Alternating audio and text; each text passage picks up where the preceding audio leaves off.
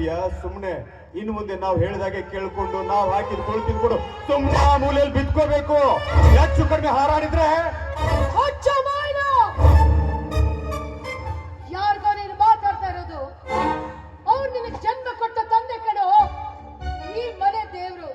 ಅಷ್ಟೇ ಅಲ್ಲಪ್ಪ, ಇಡೀ ದೇಶಕ್ಕೆ ದೇವ್ರು ಕಣೋ, ದೇವ್ರು.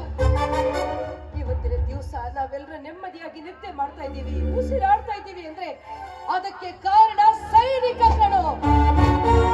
ಇಲ್ಲಿ ತನ್ನ ತಂದೆ ತಾಯಿ ಬಂಧು ಬಳಗ ಎಲ್ಲರನ್ನು ಬಿಟ್ಟು ದೂರದ ಗಡಿಯಲ್ಲಿತ್ತು ಚಳಿ ಮಳೆ ಗಾಳಿ ಬಿಸಿಲು ಅಂದ್ರೆ ತಮ್ಮ ಪ್ರಾಣ ಒತ್ತೆ ಇಟ್ಟು ದೇಶದ ಕಾಯುವಂತ ಸೈನಿಕ ಕಣೋ. ಇಂಥವ್ರಿಗೆ ಬಾಯಿ ಬಂದಂತೆ ಮಾತಾಡ್ತೀಯ. ಮೊದಲೇ ತಪ್ಪಾಯ್ತು ಅಂತ ಕಾಲಿಗೆ ಕ್ಷಮೆ ಕೇಳೋರೆ.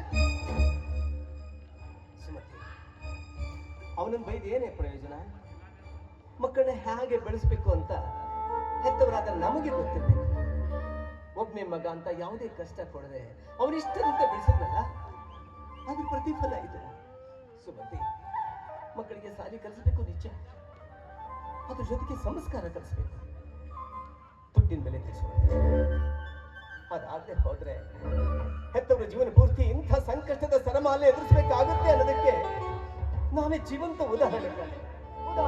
ಹೌದು, ತಾಯಿ 9 ತಿಂಗಳು ತನ್ನ ಮಗವನ್ನ ಹೊತ್ತು ಸಾವು ಬದುಕಿನ ಮಧ್ಯೆ ಹೋರಾಡಿ ಜನ್ಮ ನೀಡ್ತಾಳ. ತನ್ನ ಬಾಯಲ್ಲಿ ತುತ್ತು ತೆಗೆದು ಮಕ್ಕಳ ಬಾಯಲ್ಲಿಟ್ಟು ಬೆಳೆಸ್ತಾಳ. ಆದ್ರೆ ಮಕ್ಕಳು ಬೆಳೆದು ದೊಡ್ಡವರಾಗಿ ಪುಕ್ಕ ಬಲಿತ ಮೇಲೆ, ಪಕ್ಕದಲ್ಲಿ ಇಂಥ ಸುಂದರಿಯರು ಬಂದ ಮೇಲೆ ಹೆತ್ತವರನ್ನೇ